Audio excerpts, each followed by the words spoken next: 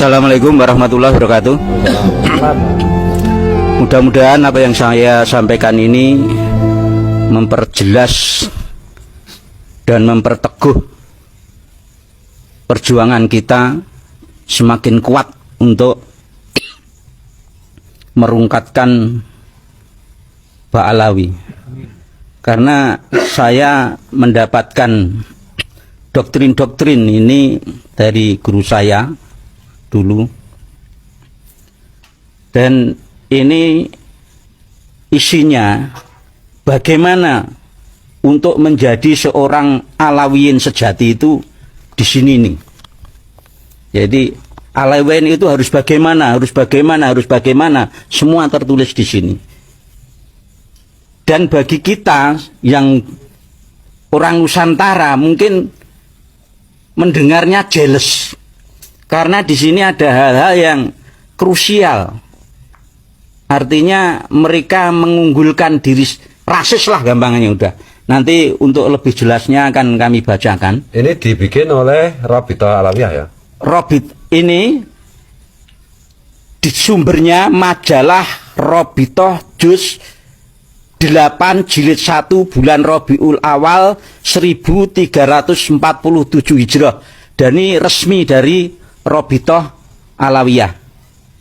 Dan kalimat-kalimat ini penyusunnya adalah Al-Alamah As-Sayyid Alwi bin Thohir Al-Haddad. Alamah ya? Al-Alamah. Ini pendiri Rabita, pendiri RA kan? Ya. Iya. Ya. Alamah kok rasis? Nggak tahu kenapa Alamah apa Alaman. Alamah. Alamah. Dan bukan Alawiyin. Iya, Alami. Saya hanya kutik beberapa poin yang menunjukkan bagaimana mereka itu jumawa. Tidak saya bacakan keseluruhannya. Ini di poin ketiga. Ini mulai dari satu aja. Berhimpunnya kaum Alawiyin merupakan kasih sayang dari Allah yang Maha Penyayang. Jadi mereka itu mengklaim dirinya orang yang paling disayang oleh Allah. Itu. Yang kedua, seorang Alawi yang hakiki merupakan ruh dalam keseluruhannya.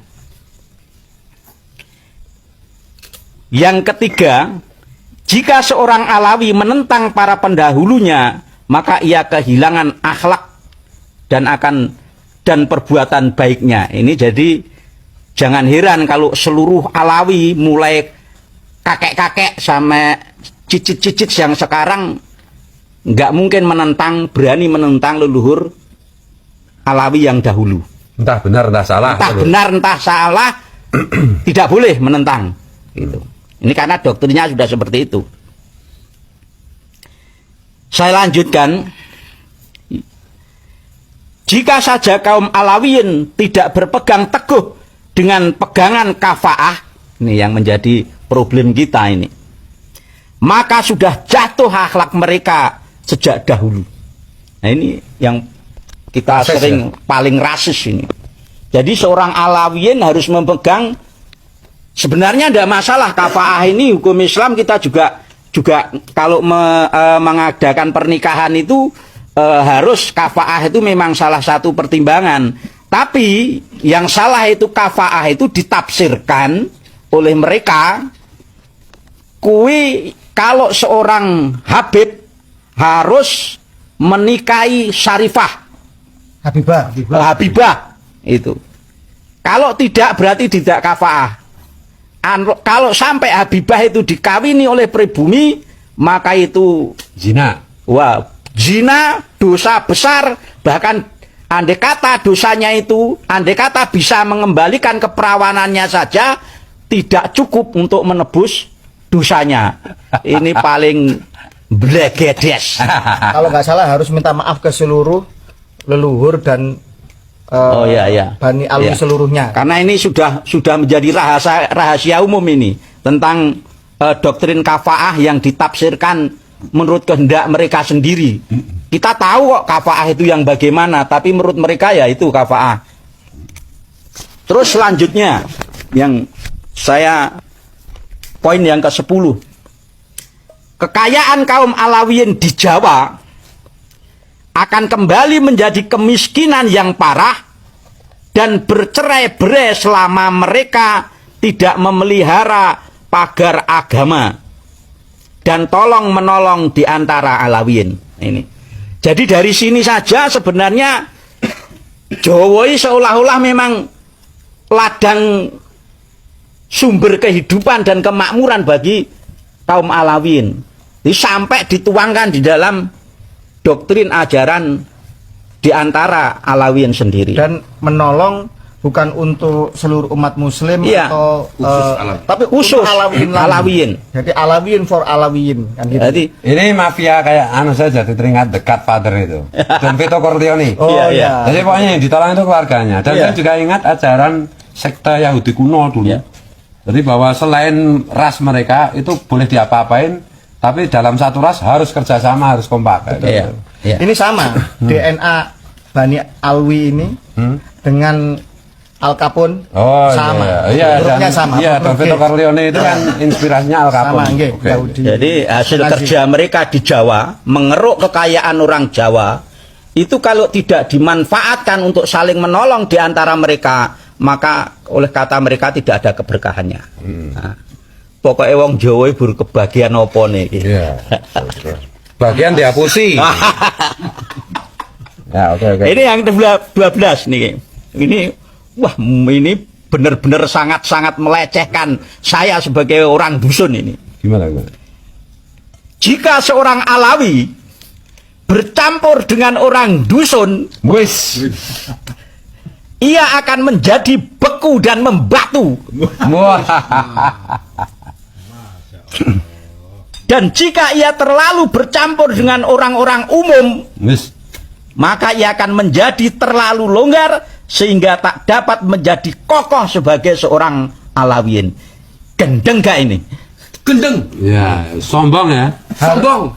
Jadi Bhinneka Tunggal Ika itu bisa berjalan dengan kesetaraan, dengan keterbukaan, dengan pembauran. Tetapi ini kan sudah ingin membentuk masyarakat yang eksklusif, sehingga ketika bercampur dengan pribumi atau bahasa dusun dan umum, bahasa hinanya itu orang dusun orang umum, artinya mereka kan orang khusus gitu maksudnya. Ini orang umum, maka mereka akan menjadi turun derajatnya, turun grade-nya, turun kualitasnya, menjadi orang yang beku dan membatu.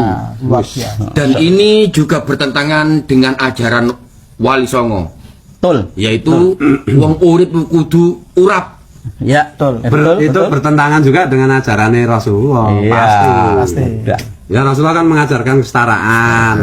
Tapi herannya saya loh ya. Kok ya ono wong sing percaya?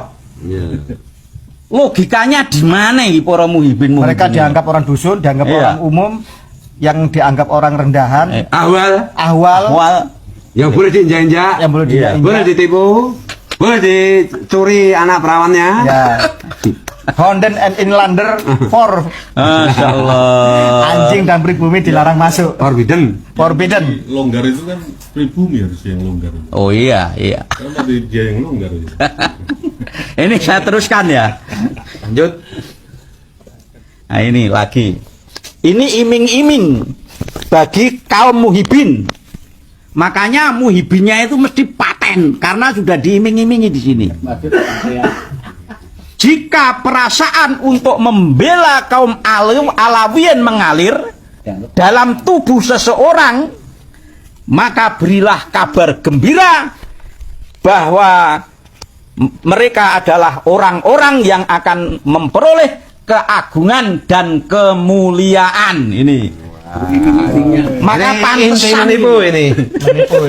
Kemarin itu ada satu tuan guru bilang, ada satu Habib di Kalimantan itu bilang, pangkat muhibin itu adalah wali. Wali kukun.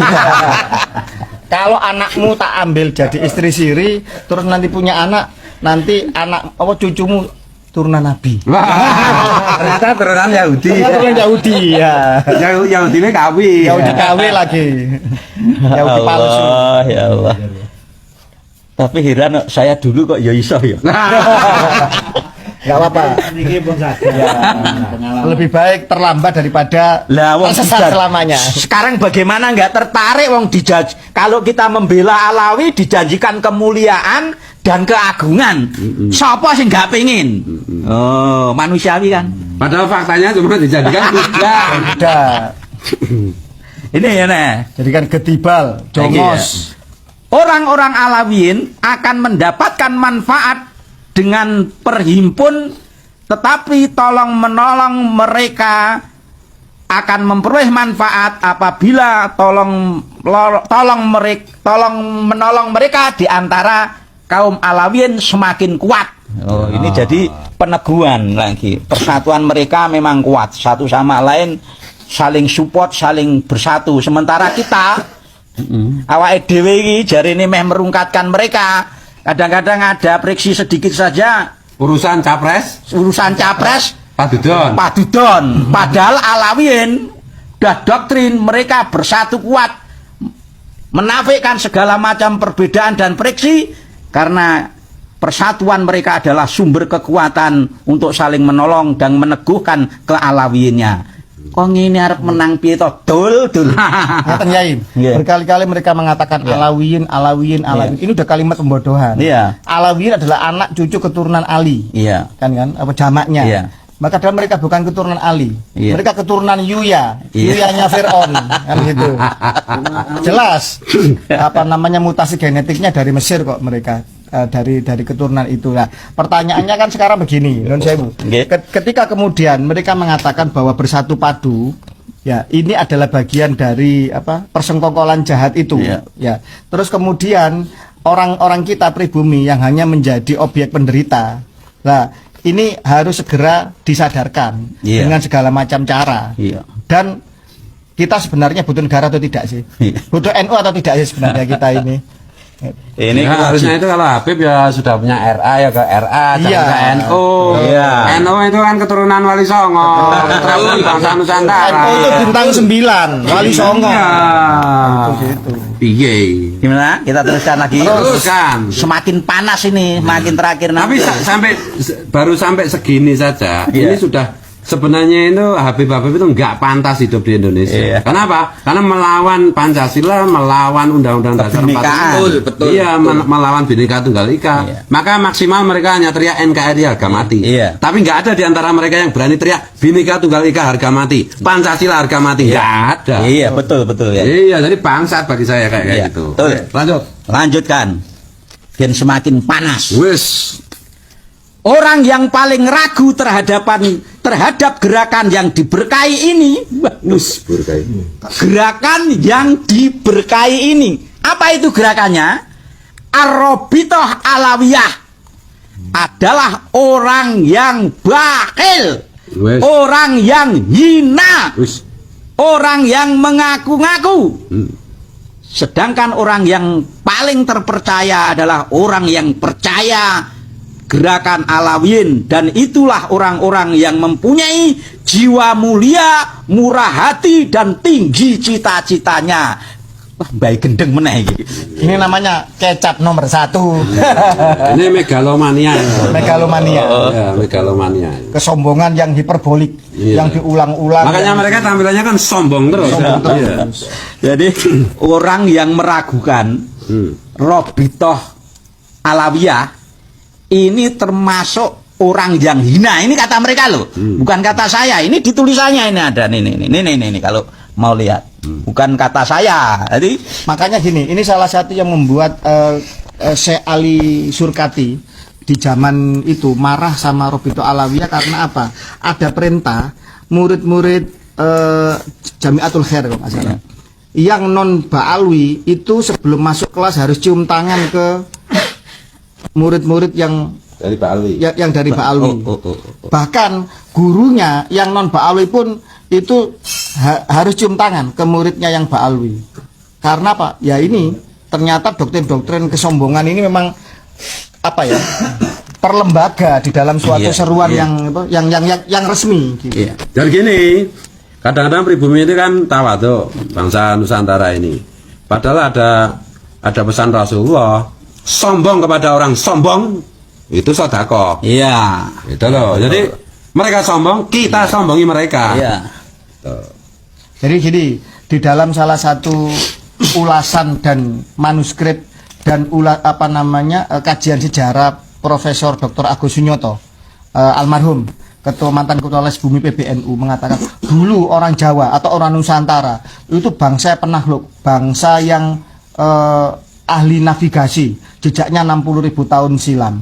Dan jangan coba-coba menatap orang Jawa dengan tidak sopan, pasti dihajar. Iya. Karena nun sewu, berani menghajar orang kan berarti kan badannya besar, gagah dan seterusnya. Karena penjajahan kurang gizi ya akhirnya mengkerut. Sebagaimana orang Belanda pernah diisolasi Nazi dari tinggi badan yang tinggi menjadi badannya memendek. Contoh orang Jepang dulu kate karena asupan dari ikan sekarang tinggi. Lah orang Jawa dulu itu bangsa yang penakluk. Jejaknya ada sampai di Korea dan lain-lain semacam itu, Australia, Filipina dan lain. Jadi dulu kalau sampai sombong sama orang Jawa menatap dengan dihajar. Lah sekarang bangsa ini kok mudah sekali dikooptasi, kok mudah sekali kemudian disombongi dan dikentuti oleh imigran yang di negaranya sana kiri, negaranya nggak jelas. Dan kemarin ada tokohnya nggih, yang seolah-olah wah bijaksana, memberikan pesan-pesan moral untuk Indonesia yang mau pemilu. Ini kan bangsa kurang ajar ini. Mereka aja negaranya kacau, dia sendiri di negaranya nggak bisa apa-apa. Datang ke Indonesia seolah-olah kemudian ingin memberikan pesan-pesan moral. Ya atur negaramu sendiri, jangan atur-atur negara kami yang kami ini negara Islam salah satu termaju, negara G20 dan seterusnya. Urus negaramu Yaman. Kalau perlu orang-orang rasis kayak gini pulangkan saja ke Yaman kalau memang tetap brengsek seperti ini. Monggo terus. Wah, ini maka untuk meneruskan mata rantai agar tidak terputus di antara para Habib Alawi ini, mereka bikin doktrin lagi yang ke ini 24. Siapa di antara kita yang mengetahui kedudukan pendahulunya di sisi Allah sangat tinggi, maka dia tidak akan lemah hatinya. Jadi Habib-habib yang muda ini meski mengingat terus bahwa leluhurnya itu mempunyai kedudukan yang tinggi di sisi Allah. Ini diingat-ingat terus untuk menguatkan hatinya agar tetap di dalam kealawiannya. Padahal leluhurnya nggak ada yang top. Cuma ceritanya aja yang top. Iya. Dibikin-bikin. Ya Bu kali Sehari Isra Mi'raj 70 kali. Iya, ceritakan Pokoknya di atas Rasulullah. Iya. Sama Allah itu sejajar. Pantesan cerita-cerita seperti itu selalu dimunculkan. Karena yaitu di samping untuk mendoktrin muhibinya, pengikut-pengikutnya, memang untuk meneguhkan, menguatkan Habib-habib yang generasi penerusnya. Gitu. Dan gobloknya kalau Iya. pribumi ngundang mereka di acara-acara pribumi, Iya. bukan sohibul hajatnya, bukan leluhurnya, bukan wali songo, bukan pendiri NU yang didoakan, tapi yang difatai Habib-habib semua kakeknya sendiri. Kakeknya si tuan rumah mungkin disebut satu dua orang. Iya. Ya kok mau ngundang mereka? Iya. Iki makanya para kiai, para santri, para ustadz, ayolah kita eling kepada leluhur kita yang sejati itu siapa. Kemarin saya setiap mengisi pengajian saya selalu tekankan, kalau Anda ingin mempunyai derajat yang luhur, maka luhurkanlah leluhurmu. Leluhurnya siapa? Tahap pertama adalah orang tua kita, yang berikutnya mbah kita, buyut kita, terus naik sampai ke Wali Songo. iya. Jadi jangan kamu pingin luhur, engkau luhurkan leluhurnya orang lain. Tawasulnya ke Habib sementara leluhurmu sendiri, orang-orang yang berjasa kepada NU, orang-orang yang berjasa di negeri ini, engkau lupakan, tidak engkau tawasuli, engkau rubah. Yang seharusnya tawasul ke Sultanul Auliya Syekh Abdul Qadir Jailani, engkau rubah kepada tawasul Taufik Asgab. iya ta, Fakih Mukodam dan lain sebagainya. Piye ngene iki? Malah kita balik. Mulai kayak kebun mulai ning kandange. Kita kembali kepada jati diri kita sebagai bangsa Indonesia. Gitu. Jadi mungkin perlu tak garis bawahi sedikit tuh. Iya. Jadi dari orang tua kita, Mbah Buyut, Mbah Simbah kita, Mbah Iya. Buyut kita, leluhur kita sampai Wali Songo. Iya. Nanti Wali Songo itu mengerucutnya nanti ke Syekh Abdul Qadir Al-Jilani. Iya, iya, betul. Jadi Iya. keislaman orang Nusantara itu jasa besarnya itu dimulai dari Syekh Abdul Qadir Jilani. Jilani, betul. Setelah itu baru Betul, ke ya. Wali Songo dan Ya. ke leluhur kita yang lain, ke Ya. keraton-keraton dan seterusnya. Dan Iya, itu iya. orang-orang besar semua. Iya, iya. Nggak cuma bikin makam palsu Iya. kerjaannya gitu. Betul. Terusan, Terus. Lanjut. ini percayalah bahwa kalian adalah kaum yang tertinggi. Wis. Wedang. Sombongan. Niscaya kalian akan benar-benar menjadi tinggi. Ya Allah. Ini kayak ajarannya Hitler itu ya. Yang anu apa itu? Deutschland over all. Iya itu ya, yang bangsa Arya adalah Arya bangsa paling tertinggi. Ini sama ya. Tapi karena haplogrupnya memang sama sih. Hitler Ya yang mungkin itu Ya, karakternya gitu. gitu. Iya. Iya. Karena gen itu kan membawa karakter juga. Ini saya teruskan lagi. Kenapa tadi mereka adalah yang tertinggi? Iya. Saya ulangi ya, yang ini tadi, poin yang ke-25 ini tadi ya. Masya Allah. Percayalah, wahai Alawi, hei golonganku Alawi, gitu. Kalian adalah kaum yang tertinggi. Dan apabila Anda meyakini bahwa kalian adalah kaum yang tertinggi, maka kalian akan benar-benar menjadi tinggi. Masya Allah. Persis ajaran Hitler. Betul. Padahal mereka ketika menikahi keluarga Syarif Mekah dihukum cambuk, Iya. ya kan, sama Syarif Mekah, Syarif Aunur Rafiq, dan dilarang memakai gelar Sayyid Syarif. Karena apa? Tahu kalau mereka bukan cucu Nabi. Iya. Lanjut. Lanjut. Ini benar-benar ikatan di antara mereka itu memang benar-benar kuat. Karena doktrin-doktrin ini yang terakhir, yang ini tidak akan binasa seorang Alawi yang berpegang teguh dan cinta kepada pendahulunya, dan ia tidak akan berpegang dengannya, maka dia akan, dan apabila dia berpisah atau memisahkan diri dengan pendahulunya, maka dia akan buyar kealawiyinannya. Jadi memang ikatan mereka sudah kuat. Jadi seolah-olah leluhurnya itu maksum. Iya. Maksum terbebas dari salah, dari noda, dari khilaf. Jadi seolah-olah benar terus suci. Ini suatu doktrin yang sebenarnya Sesat menyesatkan. sesat menyesatkan, pembodohan. Dan berbahaya bagi kehidupan berbangsa dan Iya, jelas karena kita menganut Bhinneka Tunggal Ika itu tadi. Padahal ini doktrinnya hanya untuk kaum mereka sendiri, doktrin-doktrin rasis itu. Tidak mencerminkan kebinekaan Tunggal Ika di Nusantara. Padahal mereka mencari makan di Nusantara, hidup di Nusantara, tidur di Nusantara, golek bojo neng Nusantara, ngising yo neng Nusantara. Nguyuh Nusantara. Betul. Itu. Taplok iya. Saya bacakan lagi.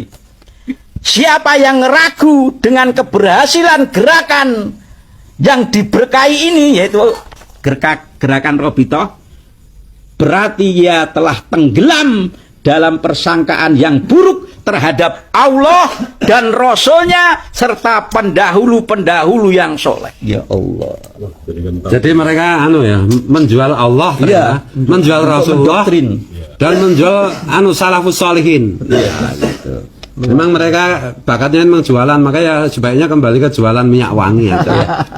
Jadi Alawiyin adalah entitas yang ini kesuciannya bersambung dengan Allah, Nabi Muhammad dan salafus soleh. Iya. Emangnya mereka nyambung ke sini? Yahudi, yuya, genetik tidak bisa bohong. Ya Allah. Jelasnya kan gini.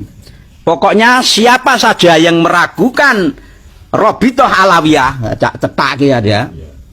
Itu berarti dia meragukan Allah, meragukan Rasulnya, dan meragukan para soleh-solehin. Ngeri. Jadi Robito itu sekelas Al-Quran. Kurang ajar. Uyau. Gimana Mbak Marda? Hajar. Ini Ini poin yang sebenarnya sampai 30, tapi ini saya sampaikan yang ini yang terakhir aja. Kemuliaan apa yang didapat oleh seorang yang mulia yang meninggalkan gadis-gadis kaumnya sendiri untuk memilih gadis-gadis yang lain? Pribumi. Coba bayang nodul. Kaya ngene malah nuduh awake dhewe gerakan ini gerakan rasis, padahal jelas di doktrin mereka kapan ana Habib ya kok milih kawin karo pribumi. Itu sudah jelas dikatakan di sini tidak akan memperoleh kemuliaan karena meninggalkan gadis-gadisnya yang lebih cantik Alawi. Habibah. Coba kalau sampai ke, tapi faktanya ya apa mergo karena geragase ya Habib ki ya ngawini pribune awake dhewe lho, gadis-gadis awake dhewe Ya codot. lah ya, tapi yang gadise mereka dikawini awake dhewe Jadi gini penjelasannya, karena saya juga pernah jadi muhibin.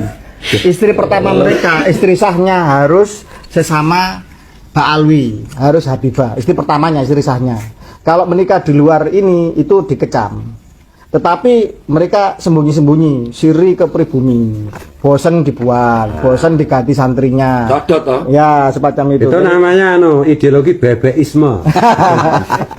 Sekarang gini, rasisme itu adalah ketika seseorang menyombongkan rasnya, merasa lebih tinggi. Sekarang pertanyaannya, boleh nggak orang Jawa dikawin sama orang Batak? Boleh nggak? Boleh. Sama orang Sunda? Boleh. Sama orang Bule? Boleh. Sama siapa aja boleh? boleh. Suku yang lain Nusantara kan juga sama. Sama, Nggak ada boleh. masalah. Ini namanya kesetaraan. Ini namanya pembauran. Ini namanya kebinekaan. Tetapi mereka sudah mengatakan bahwa kami yang ras tertinggi, ada tertulis, dan kami harus menikah dengan sesama ras tertinggi.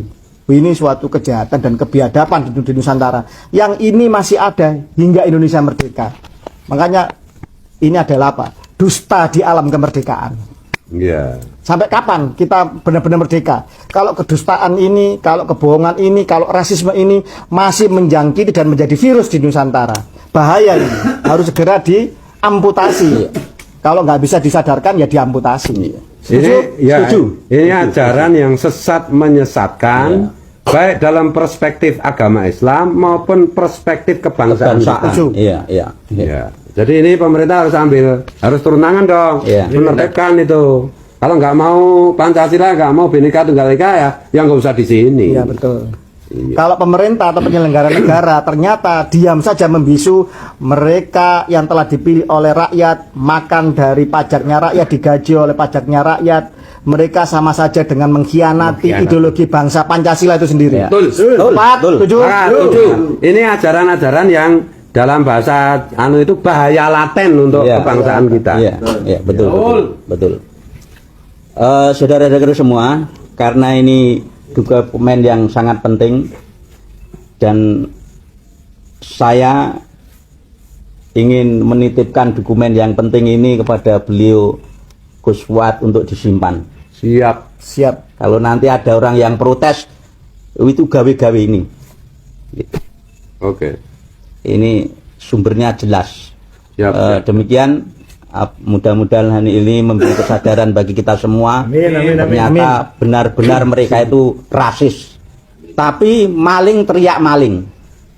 Mereka yang rasis menuduh kita sebagai rasis.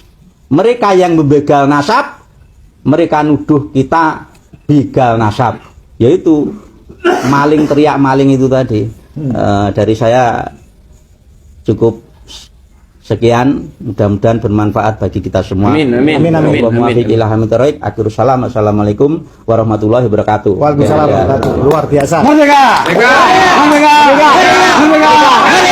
Ini ada 4 channel YouTube.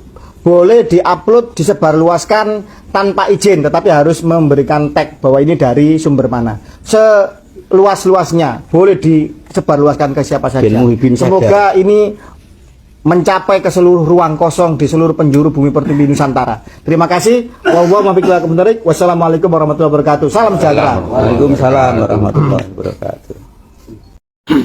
Terima kasih buat teman-teman sudah nonton video ini dari awal sampai akhir. Yang mana seorang Kiai Sepuh ini membongkar atau ingin merungkatkan nasabnya klan Ba'alawi. Jadi Kiai ini membahasnya bersama Gus Fuad Pleret ya teman-teman, dan membongkar dari kitab ini, kitabnya dari Robitoh Alawiyah katanya ya. Jadi tadi sudah dijelaskan siapa penerbitnya gitu ya, penulisnya gitu dijelaskan sama Kiai ini ya. Dan memang ini untuk menunjukkan bahwa klan Ba'alawi ini benar-benar rontok atau benar-benar rungkat ya menurut penjelasan Kiai Sepuh ini ya teman-teman. Oke, terima kasih buat semuanya, semoga video ini bermanfaat dan sampai jumpa di video selanjutnya.